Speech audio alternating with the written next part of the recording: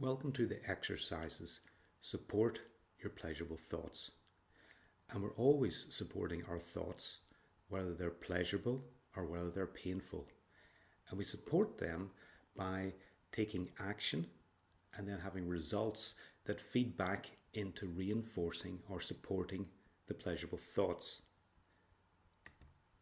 If you have a look at the first slide, you'll see that we're going to start off with how you reinforce your painful thought, because it's often simpler to see how we do it with our painful thoughts, and then that'll click into place, and then we'll know what to do with our pleasurable thoughts.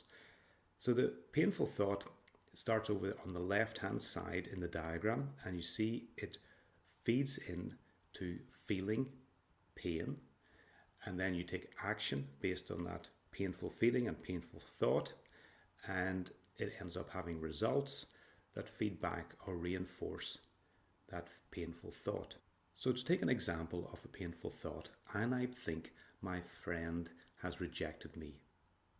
I might feel pain or hurt.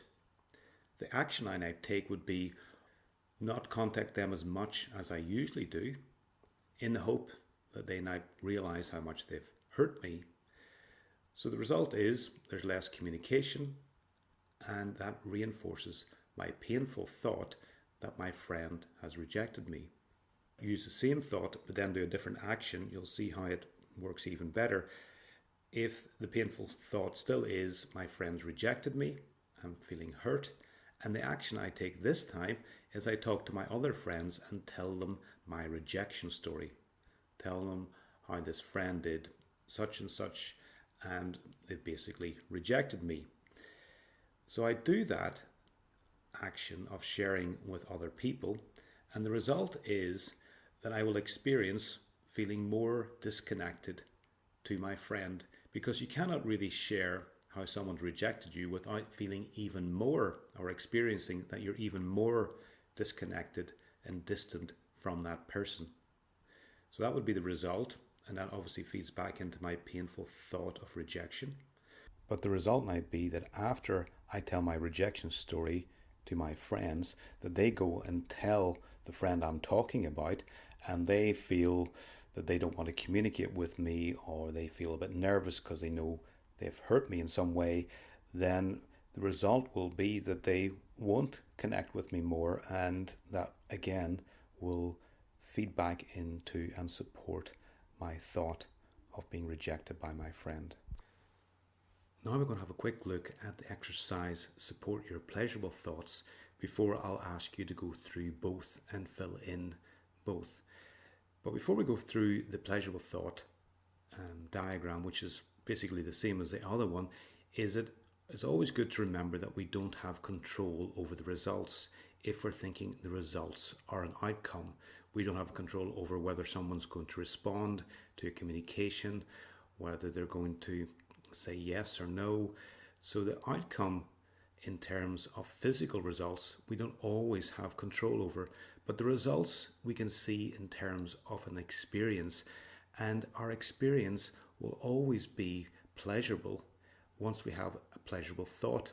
In fact, you could say that's all you want, really. You take actions, you're not invested in the outcome in any way, except you know when you take action that it reinforces your pleasurable thoughts by having an experience of having more pleasure, and that's all you want really in terms of results.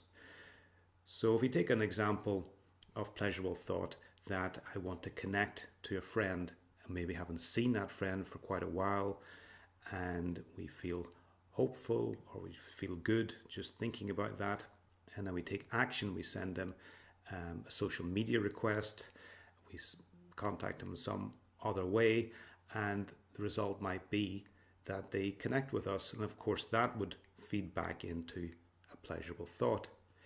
But obviously if we send the messages and we feel good sending them, and the result really in that moment is an experience of connecting with them, and we're not attached to the outcome in terms of physical results, because that person might not contact us for quite a while, or we may never hear from them. But just taking the action to connect by sending a message helps us reinforce and stay with that pleasurable thought that you would like to connect. In fact, we may reach a stage where it's just fun having pleasurable thoughts about our children, about our career, about our friends, and that is all that's needed. So I'd like you to go through these exercises, both of them for pleasurable thoughts and for a painful thought. Start off with the thought on the left hand side and then go round the diagram, finding an action that you take and a result that you take, and see how you reinforce your thoughts.